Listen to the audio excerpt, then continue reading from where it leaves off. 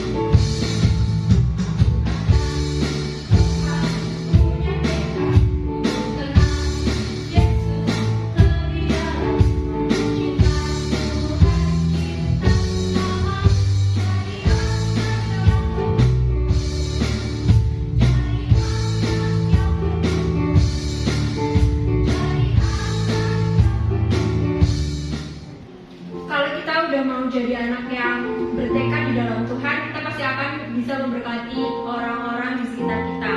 Nah, jadi kita mau jadi saksi-saksinya Tuhan, jadi pekerja-pekerjanya Tuhan untuk kemuliaan nama Tuhan. Yuk, kita nyanyi bareng-bareng.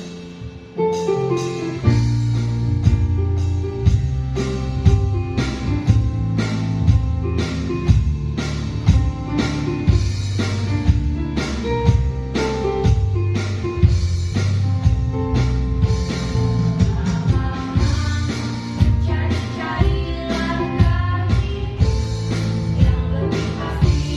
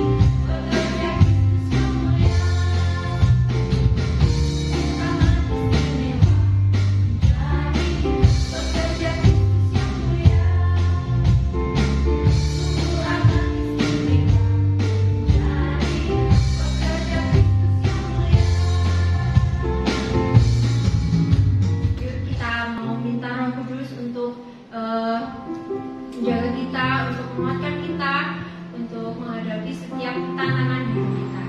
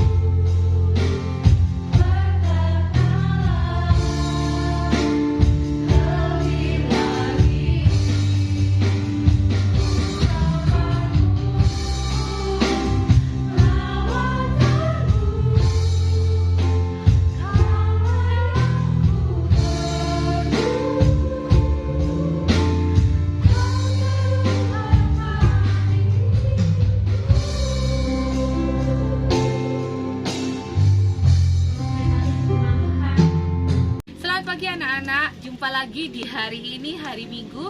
Kita bertemu dalam ibadah anak online. Masih seri karakter, dan ini adalah seri karakter yang terakhir. Karakter apa kira-kira? Sebelum kita belajar tentang karakter ini, Tante Kisi akan ajak anak-anak untuk berdoa bersama. Mari kita berdoa. Bapak yang baik, kami bersyukur buat pagi hari ini. Terima kasih Tuhan buat waktu kesempatan yang Tuhan beri. Pagi ini kami kembali akan belajar tentang karakter. Biarlah kami boleh mengerti apa yang Tuhan mau dari karakter tersebut, sehingga hidup kami boleh memuliakan Tuhan. Allah Roh Kudus, pimpin kami ketika kami belajar mendengar firman Tuhan, supaya kami dapat memahami firman-Mu. Tolong kami Tuhan dari awal sampai kepada akhirnya. Demi nama Tuhan Yesus kami mengucap syukur. Haleluya. Amin. Tekad. Itu adalah karakter yang ke-9 yang akan kita pelajari saat pagi hari ini. Apa itu tekad? Anak-anak, seminggu kemarin anak-anak sudah membaca tentang cerita firman Tuhan di Alkitab, baik itu dari terjemahan firman Allah yang hidup maupun bahasa Indonesia masa kini. Ada banyak orang yang memiliki tekad yang kuat. Ayo, siapa di antaranya? Ada Ruth, dia memiliki tekad yang bulat untuk mengikuti mertuanya kembali ke Bethlehem. Tidak bisa ditawar lagi. Dan Naomi pun juga tidak mau berbantah-bantah dengan Ruth. Akhirnya Ruth pun ikut Naomi ke Bethlehem. Ada siapa lagi yang bertekad? Ada Daniel yang bertekad. Ketika Daniel dibawa ke negeri Babel, dia beserta teman-temannya Sadrak, Mesak, dan Abednego bertekad untuk tidak makan makanan raja, tetapi meminta sayur-sayuran dan air putih. Dan terbukti, sekian waktu lamanya tubuh Daniel dan teman-temannya lebih kuat, lebih sehat daripada yang lainnya. Lalu siapa lagi yang bertekad? Ada pemazmur. Di dalam Mazmur 119. Nah, kenapa Tante Kesia katakan pemazmur? Karena penulis Mazmur ini banyak sekali. Ketika tidak disebutkan, kita tidak bisa menyebut nama salah satu atau siapapun penulis yang lain. Tetapi Tante Kesia akan menyebut saja pemazmur. Pemazmur ini bertekad untuk taat pada firman Tuhan. Ketika bangun pagi, dia belajar untuk merenungkan firman Tuhan. Bahkan dia menjadikan firman itu menjadi kekuatan di dalam hidupnya. Ada Deborah, Barak, dan para tentara Israel yang bertekad untuk berjuang mengalahkan para musuh-musuh Israel pada waktu itu. Dan Allah juga melihat, Allah memberkati kehidupan mereka sehingga mereka boleh menang di dalam setiap peperangan yang boleh mereka jalani. Ada Salomo. Di dalam Pengkhotbah, penulis kitab Pengkhotbah adalah Salomo. Salomo bertekad untuk mempelajari hikmat, untuk mempelajari segala sesuatu yang ada di dunia ini, sehingga melalui hal tersebut hikmat Salomo itu tidak ada tandingannya. Dan orang lain pun juga mengakui bahwa Salomo ini adalah raja yang bijaksana. Dan di dalam perjanjian baru ada Paulus yang bertekad. Ketika Paulus ini hidup, dia bertekad bahwa dia akan menyampaikan berita keselamatan. Ada keselamatan di dalam dan melalui Yesus Kristus. Tidak ada berita lain, tidak ada kabar lain yang Paulus sampaikan kecuali keselamatan. Pagi hari ini, siapa yang bertekad? Hari ini kita mau belajar dari salah seorang tokoh di Alkitab yang memiliki tekad tidak kalah dari ke-6 tokoh yang lain tadi. Kita akan buka bersama-sama di dalam Esra pasal 7 ayat 1 sampai ayat yang ke-28. Esra pasal 7 ayat 1 sampai ayat yang ke-28. Tapi Tante Kesia akan baca satu ayat saja, yaitu di dalam Esra 7 ayat 10. Esra pasal 7 ayat 10. Kita akan membaca bersama-sama ya anak-anak. Hitungan ketiga mulai 2, 3. Sebab Esra telah bertekad untuk meneliti Taurat Tuhan dan melakukan serta mengajar ketetapan dan peraturan di antara orang Israel. Anak-anak yang baik, Esra memiliki tekad yang kuat untuk belajar Taurat Tuhan, untuk meneliti dan untuk mempelajarinya. Setelah mempelajarinya, Esra akan mengajar orang-orang Israel mengenai Taurat Tuhan. Anak-anak, Esra ini termasuk orang yang dibuang ke Babel. Ada banyak orang yang dibuang ke Babel pada waktu itu menjadi tawanan ketika bangsa Israel diserang oleh kerajaan Babel.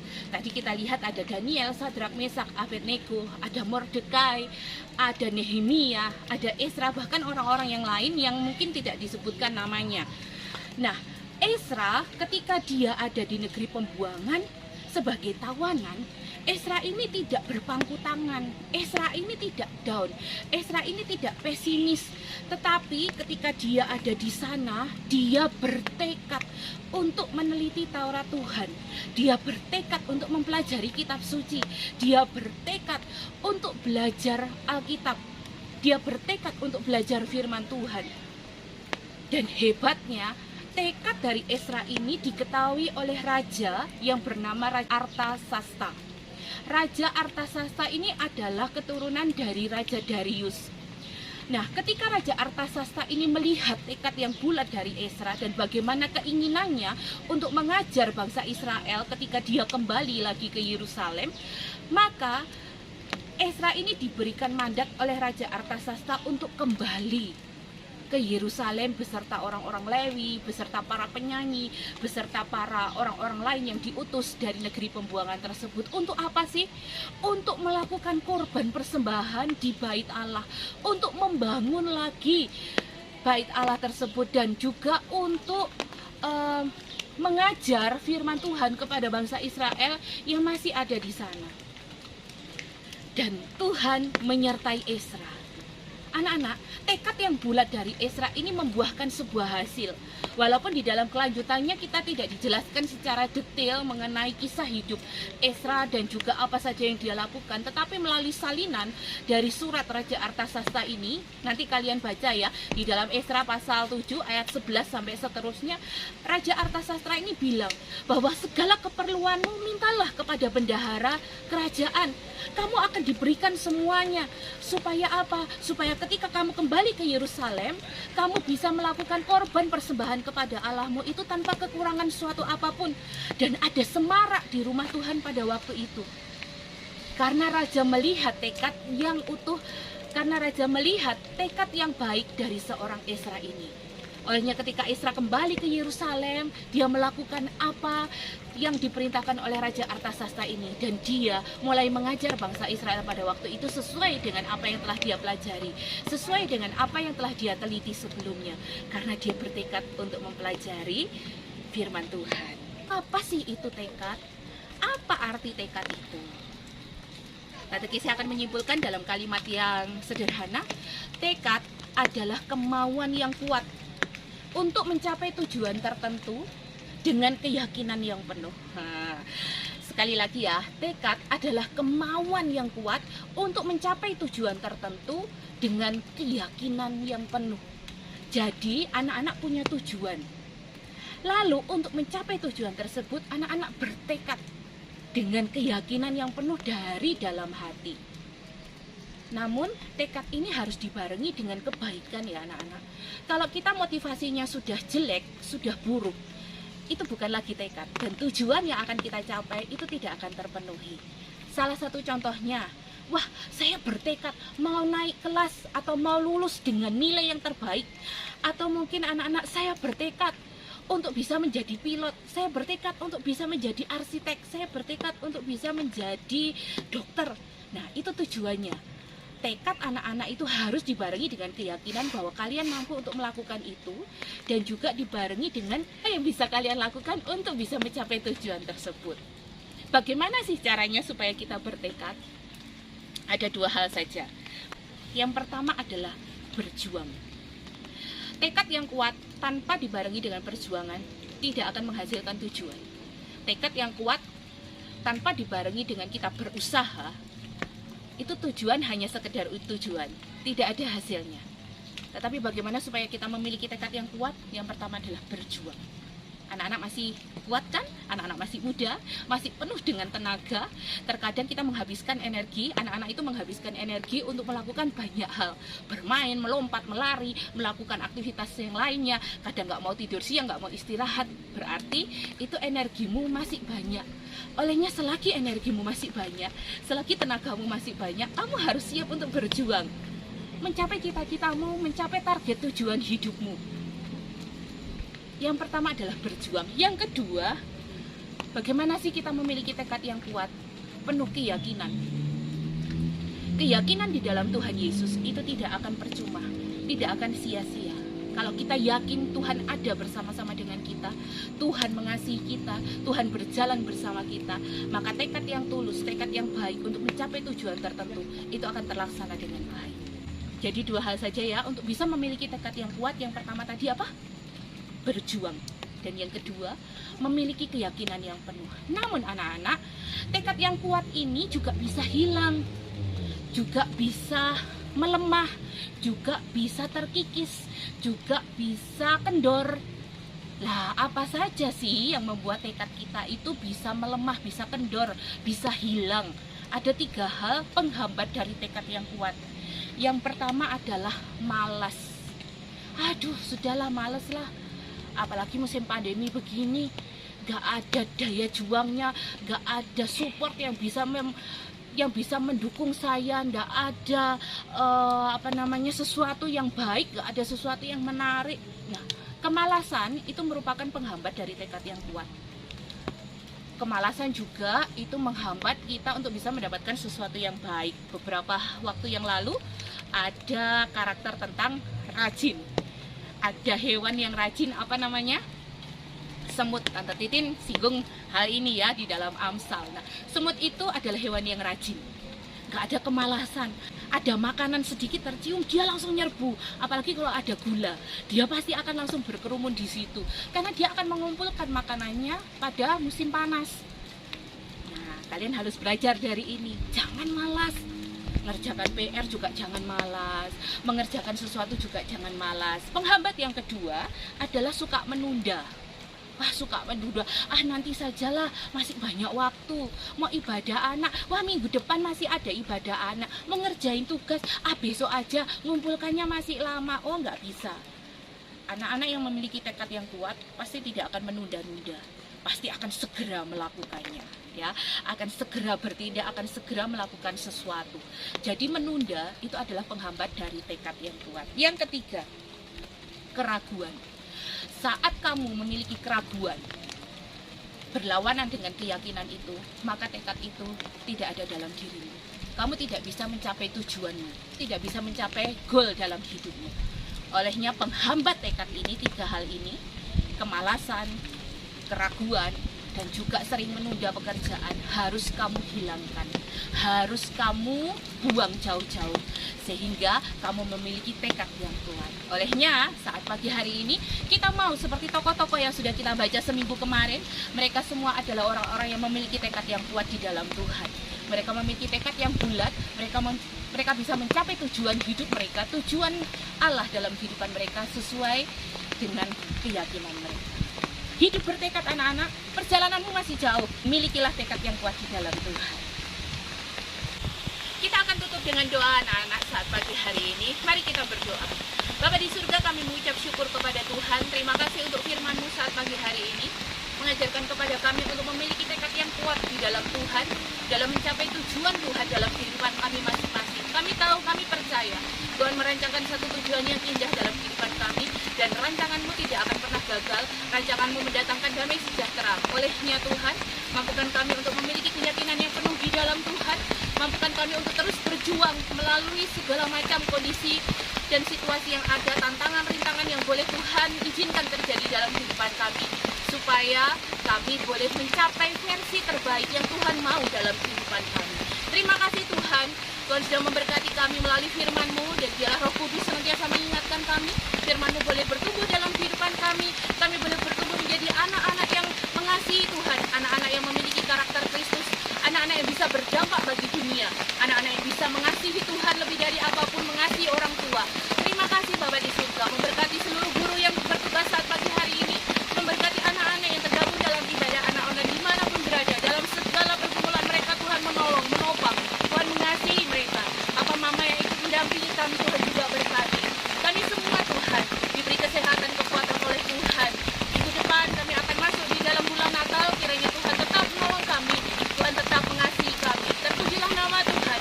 Ini menjadi doa sembahyang kami demi nama Yesus Kristus, Allah dan Juru Selamat kami yang hidup. Haleluya. Amin. Hai anak-anak, ya Tante Kesia hujan-hujanan di sini ya, karena situasinya hujan, dan hari ini pas kebetulan hujan juga. Gak apa-apa lah, gak mengurangi sukacita kita bersama-sama ya. Tetap jaga kesehatan anak-anak. Sebentar lagi kita akan masuk bulan Natal, dan